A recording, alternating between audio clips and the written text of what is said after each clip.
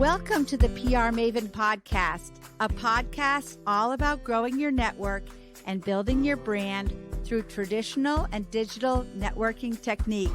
I'm Nancy Marshall, the PR Maven and CEO of Marshall Communications. I've been strengthening brands through PR for over 35 years, and now I'm celebrating the success of executives, influencers, business owners, and entrepreneurs from all around the world, all of whom have cultivated their brands and broadened their networks through traditional and digital networking methods. Each week, I interview one of these interesting and influential individuals and provide an opportunity for you, the PR Maven Nation, to gain insights from their strategies and stories. So stay tuned for this week's episode, and thanks for listening.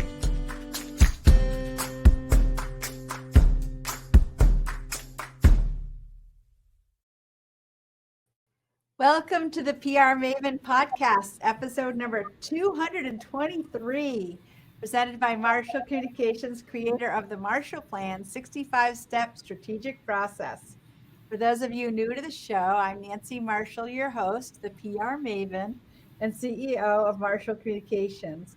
And with me today is a very dear friend and client, Gale Auclair, who's Senior Development Director for the Trek Across Maine, which is something that's also near and dear to my heart. So welcome to the PR Maven podcast, Gale. Thank you. It's a pleasure. It's so nice to have you here. So Gale was born and raised in New Jersey as one of 5 children, and her parents would bring the family to Newport, Vermont every summer to visit their grandparents and rent a house on Lake Memphremagog. Gale was adamant that she was going to one day live in Vermont. And after graduating from Trinity College in Burlington, Vermont, with a Bachelor of Science degree, Gale started a family in St. Johnsbury and began her career in management. She then moved to Winooski, Vermont. That's Winooski. We got some complicated names between Winooski and Memphremagog. But I've been there, so I know. So she moved to Winooski to work with the Vermont Children's Aid Society as a development assistant. After 33 years of calling Vermont her home, Gale moved to Augusta, Maine. Her love of development work brought her to the Sisters of Mercy in Portland, and after 4 years to the American Lung Association in Augusta as a development manager. Now, after 15 years, Gale is now the Senior Development Manager for the Trek Across Maine, where she manages a 6-member development team and $1 million+ event. It's a big event, I know. It's got a lot of literal moving parts. Right? Totally. A lot of moving parts. So Gale lives in Augusta, Maine with her husband, David Auclair, and their dachshund, Molly. Molly's probably there with you somewhere, Gale, or did you lock her away? No, I left her home today. Oh, you're at the office now. I'm at the office. Gale is a longtime antiquer and enjoys decorating. Her house is ever-changing with treasures. And as David says, don't stand still too long. She may sell you. They share a blended family of 3 sons and 2 grandchildren. Gale's old federal-style home speaks to her, and the fact that everyone is family in Maine never has her yearning to be anywhere else but home. That's nice. I like that, yeah. Gale. So tell us about your career and how you got into it in the first place, Gale. Well, after management, and when I was in Vermont, and after working in management, I was laid off. And so looking for a job, I applied to Vermont Children's Aid Society, was hired, and worked with the development director there, and we did some fundraising events, et cetera. And I just loved it. So, when I came to Maine and I worked with the Sisters of Mercy, it was just the most fascinating job. It really was. And then I volunteered for the Trek Across Maine with David and his bike shop. And I was fascinated by it. I had never been to a cycling event. And so when this became open, I applied for the job. because I had the best time as a volunteer meeting people. I met people from New Jersey, New York, like from everywhere. And I could not believe that everyone had this big smile on their face and it could be 95 degrees out and they're riding their bike on hot pavement. I was Or totally pouring impressed. buckets of rain. Or pouring buckets of rain. Absolutely. Yeah. Yeah, I've ridden in the Trek 7 times now, and I've done it virtually twice. And of course, if you know me, you know I would prefer the in person. And yeah, I just love riding along my bike and pulling Yeah. up alongside people, talking to them, and then going to the rest stops and talking to all the volunteers. And it's such a social event. It is. It really is. Yeah, So so here I it's am. a wonderful event. And so you moved from New Jersey to Vermont and then to Maine. And of Yeah. course, you're working for the American Lung Association, which is the overall, you don't call it the sponsor of the Trek, it's the organizer. Right. So what role has the American Lung Association played in your decision to stay here in Maine? I think it's really my passion for my job. And it is very much the people at the event, the volunteers, my staff. There's just such a large group of people, and the relationships. I mean, I've got this great team.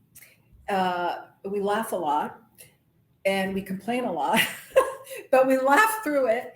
And but it's the people, like every week, or every month we have meetings with volunteers who are amazingly committed, have done it for, like yourself, a number of years. Either they've ridden or they've volunteered or both. And it doesn't get much better. The people on the ride, they're like, hey, Gale, like I haven't seen them in a year, haven't talked with them, haven't emailed. And it's like, hey, how you doing? Oh, and you catch up on old news, and it's like you never uh, finish that conversation. And it's just near and dear to my heart.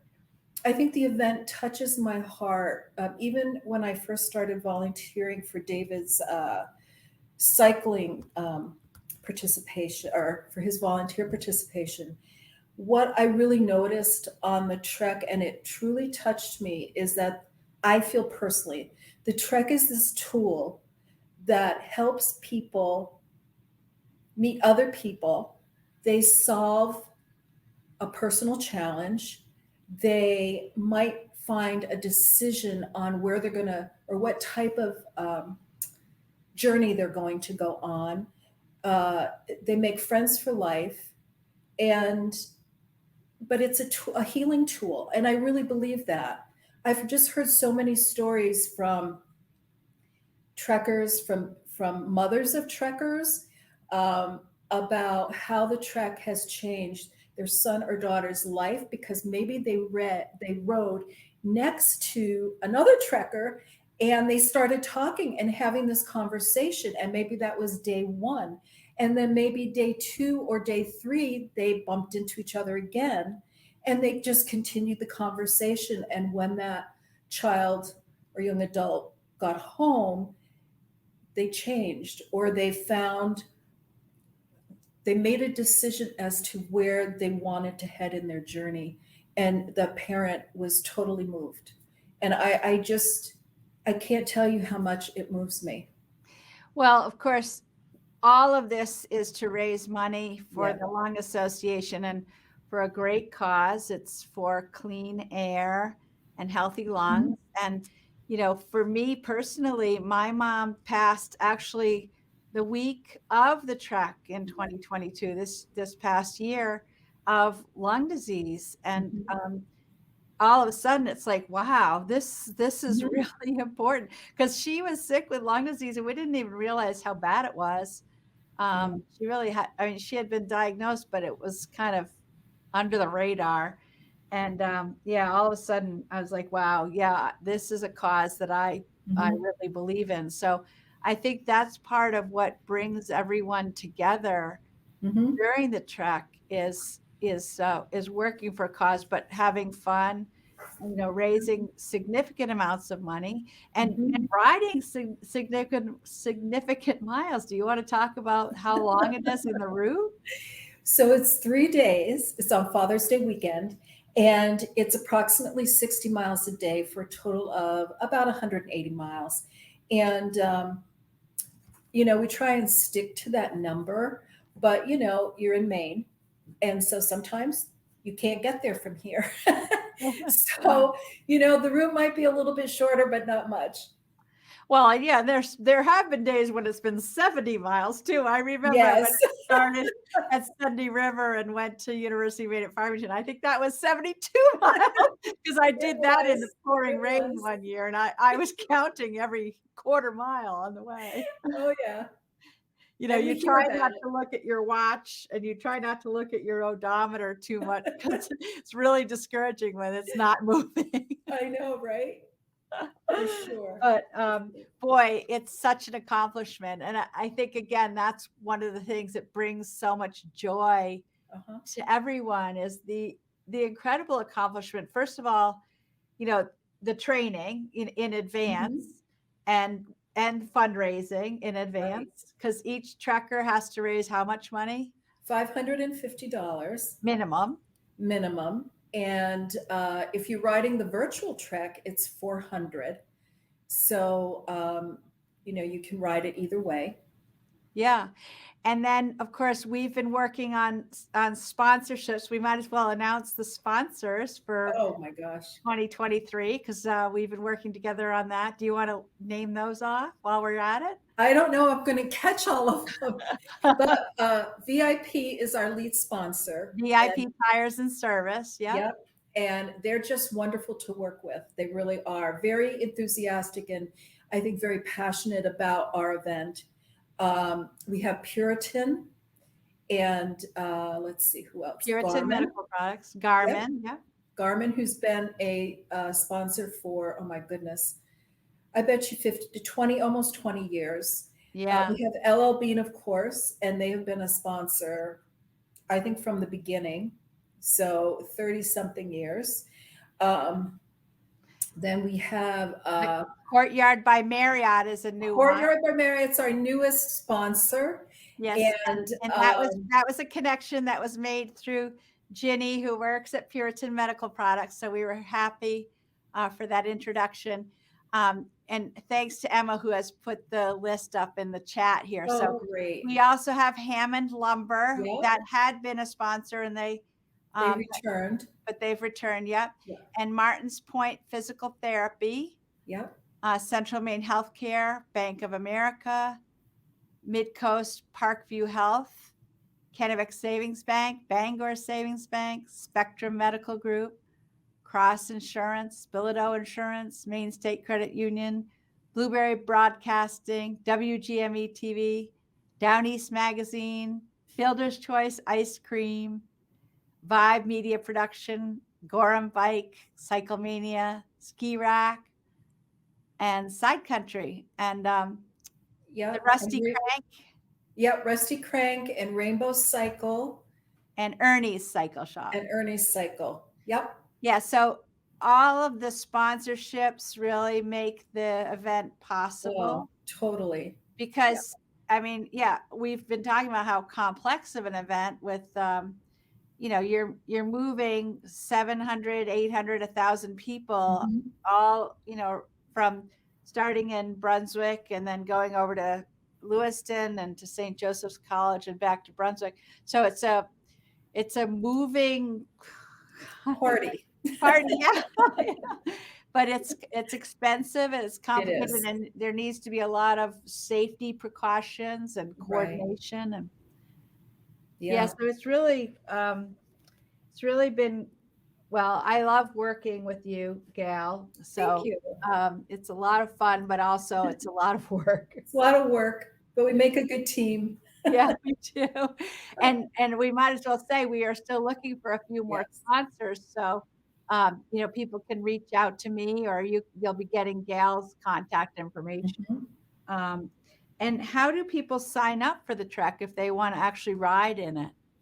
They can go to trekacrossmaine.org, our website, And you can choose to ride either Father's Day weekend, locally, or you can choose to do the virtual trek, or you can choose to volunteer. Right. So Yeah. the virtual trek is you're riding on a stationary bike, or you're Yeah. riding your own bike, but not along the route. Right. In your community, or maybe it's the rail trail and, where you live, you are, I mean, you could even be at the YMCA and count, a spin class as part of your mileage. Or, you know what? We're not going to check on you. So, I mean, maybe you only ride 100 miles. It's okay. Yeah, right. It's okay. The other thing that I really like about the trek is, because I'm not the fastest rider. I mean, I can ride a long way, but I don't go that fast. But you Yeah. don't have to. It's not a race, and No. nobody judges you either. So, there are some people that are faster, and yeah, they kind of finish first every day, and then they're like, they get to, they're having their baked potato for lunch. That Right. is one of the lunches, is a baked potato bar, which is pretty amazing, by the I way. know. And you don't feel guilty eating a huge You potato don't. with chili and sour cream because you've just ridden 60 miles on your bike. But in any case, even if you're slower, I typically average 10 miles an hour, and so I take 6+ hours to complete it, and that's okay. Nobody's Yeah. judging. And and Nancy, I know you know this. If you let's say are 15 miles in and you're like, I'm kind of struggling or whatever, I need a little bit of help, you can wave a SAG driver down and they'll take you at least to the next rest stop. So then you can eat some more and get back on your bike and head back Socialize. out. Yeah. So we're there to help you we want you to be successful, and we're there to support you in that. Yeah, yeah. You don't want people keeling over No. at the bottom of a hill and say, I just can't go up one more hill. Because Right. Right. sometimes the hills are pretty grueling. Yeah. Yeah. They They can are. be. But well, this is great. And we're going to take a short break now and hear from our friends at Sprague and Curtis in Augusta. But we'll be back in just a moment with more from Gale Auclair.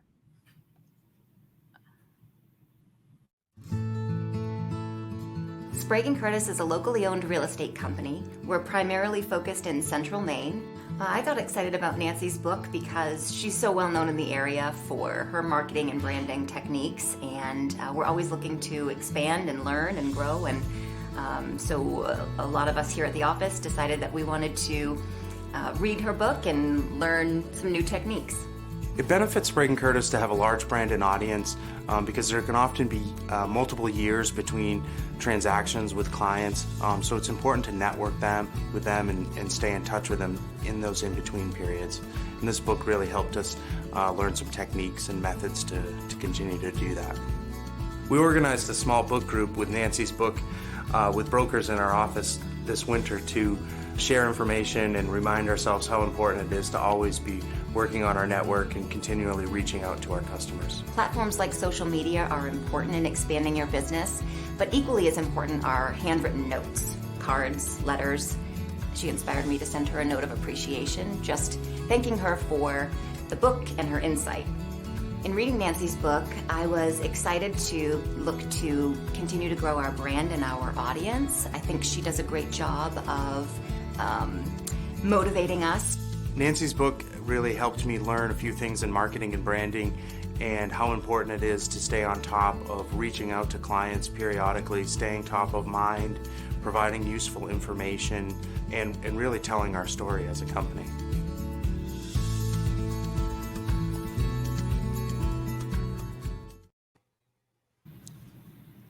We're back for more after after hearing from our friends at Sprague and Curtis in Augusta. That was kind of a nice story that they had that book group, and then Lori Doobie reached out to me with a handwritten note, and of course, I love handwritten notes in the mail. I always have, so that was great. So we got into this a little bit, Gale, as far as like the Trek Across Maine is so much fun. In addition to, first of all, we're having a fun event in Portland in February. Mhm. You want to talk about that? Sure. On Thursday, February 16th, we're going to be at the Marriott Hotel. The courtyard by Marriott on Commercial. Right. And they're on Commercial Street. And so we are going to have a beer and bikes event there from 5:30 to 7:30. And we have not had, a beer and bike event for probably 4 or 5 years. Because of the pandemic, right? Because of the pandemic. And we had done it for a long time, and we thought it would be great just to take a break. And so we're really excited to partner with them. And so we just invite everyone to come, volunteers, trekkers, sponsors, bike shops, just come on down. And, we will have some finger food. We're going to have awards, and we're going to have door prizes. And we're going to be making a really video. Going to be a lot of fun. We're going to make a video there too. Yeah, we're making a video, and going to be talking to lots of people. So it's very much a social event, and we'll probably run a registration promotion. So if you would like to come down and register to ride, or bring someone from your office to volunteer with you, that would be great. You can never have enough buddies. That's right. Right? Yeah, and you always make new friends. Oh, totally. Yeah. So how much money does the Trek raise, and where does the money go to? Well, last year the Trek raised about $800,000. In the years past, pre-pandemic, we were at like somewhere between $1.3 million. We've been as high as $1.8 million a couple years. Our goal is really to try and get $2 million, but I think as everyone will attest to, that COVID impacted all of us in various ways, not just personally, but in our businesses. And so we are really hoping to increase our, not just sponsorship, but our participants. And family participation is just really key. As we said, it's on Father's Day weekend. And maybe we could talk a little bit more about how families can get involved, Nancy. But the money goes to research, education, and legislation. So 90 cents of every dollar goes to our mission, which is pretty amazing in the nonprofit world. Yeah. So let's talk about how families can get involved. So families can get involved in a variety of ways. And, people say, well, it's on Father's Day weekend. Can you change the date? And, we've done it this way for 39 years. Yeah. I think the best part about this is that families can get involved.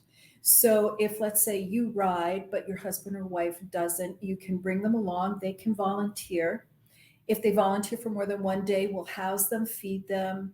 They'll be spending the weekend with you, basically. Kids or young adults can also volunteer. Depending on their age, we ask that a adult be with them, and we can obviously room them all together. So it's terrific. And a lot of times it's mostly fathers, will say, oh my gosh, my daughter's riding with me. She's flying in from Florida or wherever. And they are so excited. And that, of course, makes you excited, because as a parent how wonderful it is when your kids come and share time with you. Right, especially when they get older. Yeah, I know. Right? I know if I asked my boys to ride, they'd probably tell me I had to buy them a bike. But I think I might if they would ride with me. So we'll have to talk about that. My son did the virtual trek 2 years during the COVID years. He lives out in Ohio, and he went full blast. He did it, for 2 years straight. So I was cheering him on. Yeah, that's great. That's nice. So we do the PR for the Trek, and of course we've generated a lot of really good PR over the years. Could you remember any of the highlights of good PR coverage? Well, one of the things that I did like, I think all our staff really liked, is connecting with trekkers and finding out why they ride. and asking them to do an interview with you or one of your staff on why, why is the Trek so important to them, or why are they passionate about it, and to get their life story. And it could be as simple as their son or daughter decided to ride with them in the past couple years. But it also is, there are stories about, they're riding in memory of someone that they used to ride with, or someone is ill and they're riding. So it's really sometimes to ride in honor of someone or in memory of someone. And it sticks with them, throughout the years. And they're very touching stories. And they themselves might have been diagnosed with lung disease of some sort. They might have asthma or COPD or, lung cancer. So you just don't know. But those are always wonderful stories to hear. Yeah. And last year we did an opinion column. We did several different opinion columns, I think, for several different newspapers with the president of Midcoast Hospital. Yeah. And some of the board members of the Lung Association. So, the media in Maine has been very supportive of the event, obviously, because they know it's a good cause and it involves a lot of people. So, yes, they've been really kind to us. They really have. Yeah. And of course, the media sponsors like WGME and Blueberry Broadcasting and Down East Magazine, they help with publicizing as well. Yeah. And Public Radio, I believe, was a sponsor last year. So it's been terrific. So people can ride virtually also by going to the website and signing up. Correct. And you said they have to raise $400. And how do they raise the money typically? I mean, people, you ask friends, you ask coworkers, you ask family members. Yep. You you go to your local places where you do business, and you can ask for a donation, your hairdresser, dry cleaner. But you can also see if they would allow you to put out like a change jar, and you put your picture on it and, a little story as to why you're riding or why you're raising the money. Because you can always get people to donate change. I know I don't like carrying a lot of change around, so I have to do that. But you're the employer you work for can also help you. Either they have matching gifts. You can also raise money through United Ways and designate your money to the American Lung Association. And some, there was a company in South Portland that I worked with, and they had pizza on Fridays. So they would sell the slices of pizza after getting it donated, and you could wear, jeans, whatever. But it was a nice fundraiser for those people. Some women will, I've heard some people are really great bakers, so they bring warm chocolate chip cookies into work, and they sell them to employees, in the morning.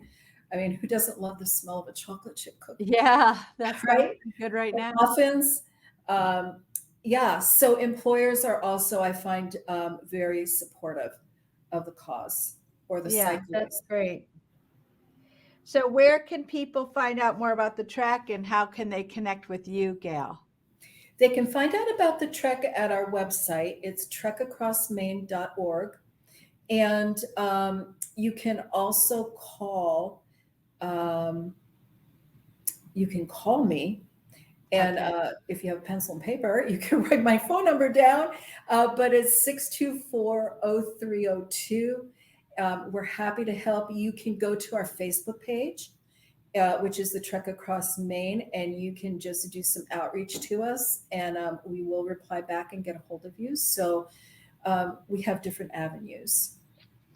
Well, and also Gale.Auclair, which is AUCLAIR at lung.org is your email. Correct. Or your LinkedIn. Yes. Yeah. So lots of ways of connecting with Gale or with the event. And I'm just really excited. We have how many more months now? We've got about I think it was 100. We're down to days. So I think we're down to like 145 days or something. Yeah. Yeah, it'll come up quick. It's like when you make, when you go to the dentist and they say, come back in 6 months, and you feel like it's forever. And then all of a sudden, here it is. It is. I hate to say it, the older we get, the faster the time goes by. Totally. But Gale, this has been a lot of fun, and I'm so excited about this year's Trek, and especially getting back in person. It's like such a blessing that we don't have to be isolating with COVID anymore. I know. Yeah. So thank you for joining me, and everybody in PR Maven Nation, thanks you for the good work that you're doing as well. So have a great day, PR Maven Nation. You too. Thanks for listening to this episode of the PR Maven podcast. I invite you to share a review of the podcast on iTunes or your favorite podcast player. Be sure to subscribe to our podcast so you never miss an episode. You can also join the PR Maven Nation on Facebook. It's free to join, and it's a great community of like-minded individuals who are all looking to learn and grow from one another. If you use an Alexa device, use your Alexa app to search the Skills and Games section to find and enable the PR Maven Podcast Flash Briefing. This will give you access to exclusive content and more PR and marketing advice. Thanks again for listening, and have a great rest of your week, PR Maven Nation.